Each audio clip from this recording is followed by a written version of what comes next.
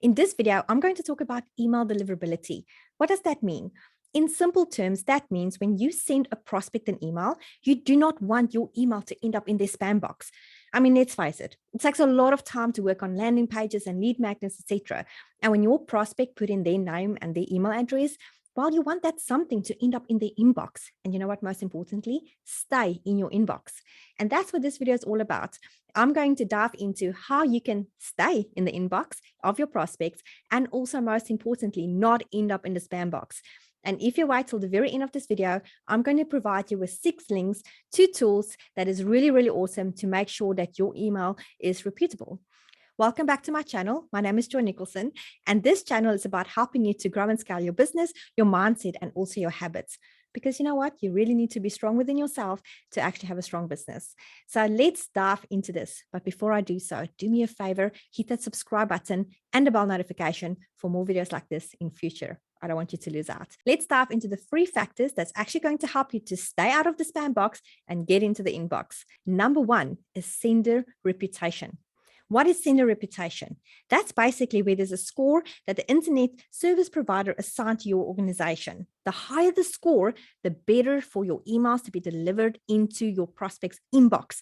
So let's have a look at that. There is factors that goes within the sender reputation. Let's dive into those. So you've got email volume. Obviously, that's the amount of emails that you send every month. Then you've got the content, and you need to be clever about this. So what is the type of spam phrases in your industry? So if you like, for example, in, I don't know, makeup, is there any spam phrases that the industry uses that you know is going to get you into the trap immediately of spam? Then there is also something that is called the spam trap. And what that really is that you buy a list, but you don't actually have permission to send emails from that list. That is one of the worst things that you can do. When I was a rookie and I had no idea how this works, I did that. I bought a list and it was really, really horrible. Worst the thing that I could do. Don't buy lists. Rather, just get your own list by having a lead magnet in place and being authentic and being real and offer a lot of value. So that's really important. Another factor is the blacklist status. So you want to make sure that your IP address is not getting blacklisted. And that is where I'm going to help you to check out with those links that I'm going to share with you towards the end of this video. The last deliverability factor is the fact that do people actually spam your email address? As in, when they get an email from you, do they just push spam on your email? Do they straight on just delete it immediately? Those are very important things. So that is also contributing to the deliverability of your email. Let's dive into factor number 2, and that is sender infrastructure. Let's have a look, see what that definition looks like. So sender infrastructure is a technical aspect of your email sending program. So basically what that means is you need to make sure that your IP address is reputable and it's not blacklisted, and that you, most importantly, are not a spammer. Nobody likes a spammer, and we need to keep you off that spam list. And how do we do that? Let's dive into that a little bit.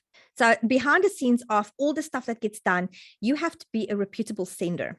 And with each and every email that you send, basically, you have an IP address that is attached to that. And to get not to get too technical and dive into a little bit more, basically what that means is if you use something, for example, like ActiveCampaign, they would clean that for you. So you don't have to worry about that. And generally, there is an IP address that is like a bunch of IP pools that is assigned to your email address. And that's what ActiveCampaign, for example, would be providing you. And the same goes with if you use any other third-party provider. And they actually monitor and clean out the addresses. Now, ActiveCampaign is just one of those. There's lots of other programs. I'm just mentioning that because they are quite reputable for what they do. Another factor within sender infrastructure is that you need to make sure that your email is got an email feedback loop. What does that mean? People can unsubscribe. You don't want them to have no option to unsubscribe because that is kind of illegal in a lot of countries as well. They need to be able to unsubscribe. That is really, really important. And another factor, and the last factor, is domain authority. High domain authority provides deliverability. The last 3 points of the sender infrastructure is that it is a little bit more techy. So I'm not going to dive in too deep on this. I'm just going to give you the basic overview because this is really all about your sender provider and the third party that you use as well. And the 3 of them are The SPF, which is Sender Policy Framework, you need to make sure that this SPF record is set up correct, because if it's not set up correct, you're going to have spam problems. And basically what this is, the software is like a third party that you can do that with. And again, I'm not going to dive into the technical side of this because that is going to make this video very long. Then there is also the DKIM, which is the domain key, identified mail, and also DMARC, domain-based message authentication. All three of these tech things must show that the email is coming from you, because spammers are not going to go through the trouble to set these things up. And remember, our main goal is to not be spammers. The third and final factor of email deliverability is subscriber engagement. Let's have a look and see what that is all about. So subscriber engagement is how you measure what your contacts do with your email campaigns. Like, do they react positively or do they react negatively? Now, obviously, there are factors to do within this. So let's have a look and see what these factors are. And yes, they are all very important to note. So number one is that what is the read time of the people that are actually reading your emails? Do they read a lot of it? Do they just scroll through it before they actually delete it? Do they actually open your emails? That's also very important.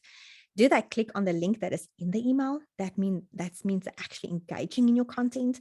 And a good way to know that if it's a positive subscriber is when you ask them to resubscribe.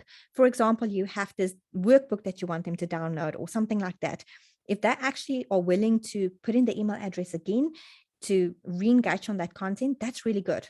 And also to make sure that they have whitelisted your email address. That's obviously all the important positive things.